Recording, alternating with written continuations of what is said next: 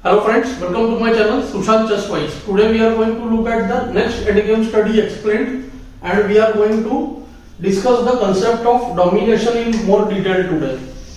This is our 12th exercise and it is white to play.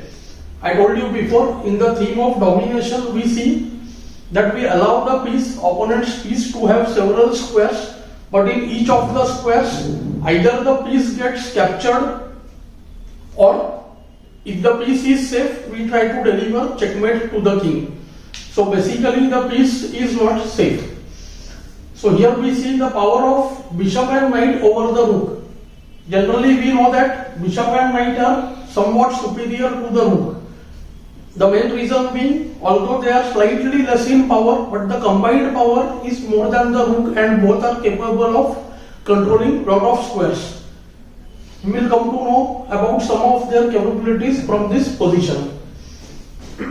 When we have looked at this position, we will come to know that if it is black to play, black will try to draw the game very easily. All he has to do is give up his rook for either bishop or the knight, one of them.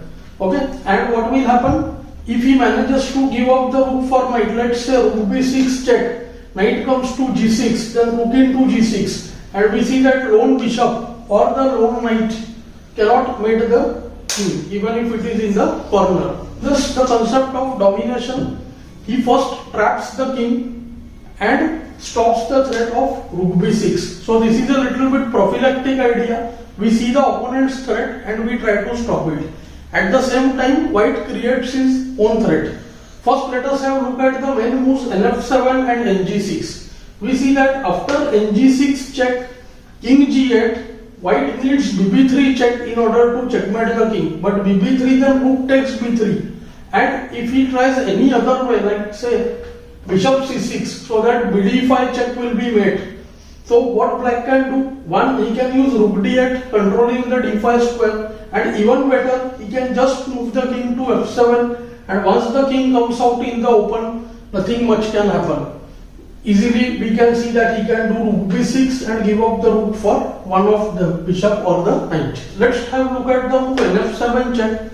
After nf7 kg8, again we see similar situation.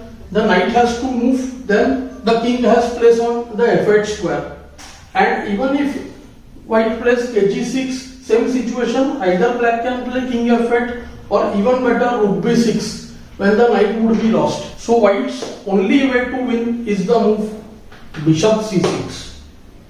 First white stops rook b6 check, and now we see that there are so many variations for black. It's hard to believe that white wins after the move bishop c6. First we have to see the move king g8. Apart from that, there are so many moves by the rook. Rook c8, rook d8, rook f8.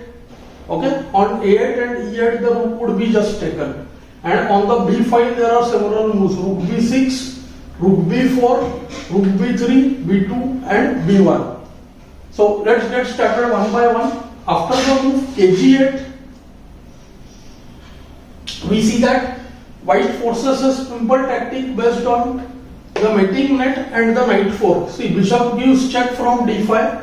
If the king goes to h8, then knight g6 checkmate, and if the king comes to f8, then knight d7 check, ke7 and knight takes the rook. And after the move kd6, we can place the bishop away on the diagonal and get the knight away from the c6 square. White will have to mate using bishop and knight. You can check out my bishop and knight checkmate. So after bishop c6, kg8 loses. Let's have a look at the moves rook b3, b2 and b1. To any of the rook moves, b1, b2 or b3, white uses knight g6 check, kg8 and bishop d5 checkmate. So we see that to all the moves ranging from rook b4 to b1, this mating pattern works. Same we can say about the move rook b6.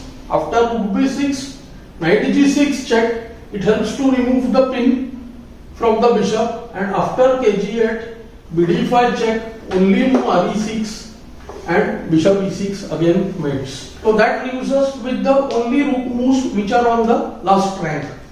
we see after the move rook c8, same idea prevails. Knight g6 check, kg8, bd5 waits.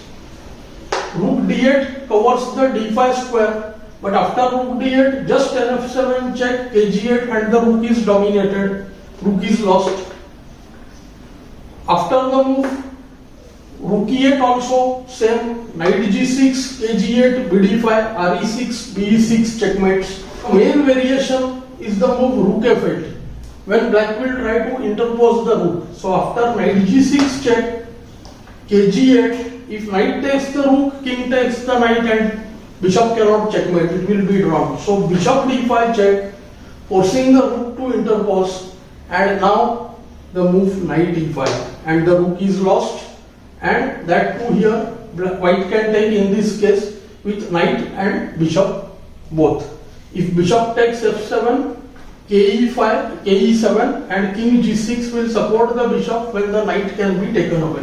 Or he can take knight f7, where we see the knight is covering the d8 and d6 squares after ke7. So this was a typical domination position where we saw that how the rook is dominated by bishop and knight because of black's poor king placing. I hope you are enjoying these lessons.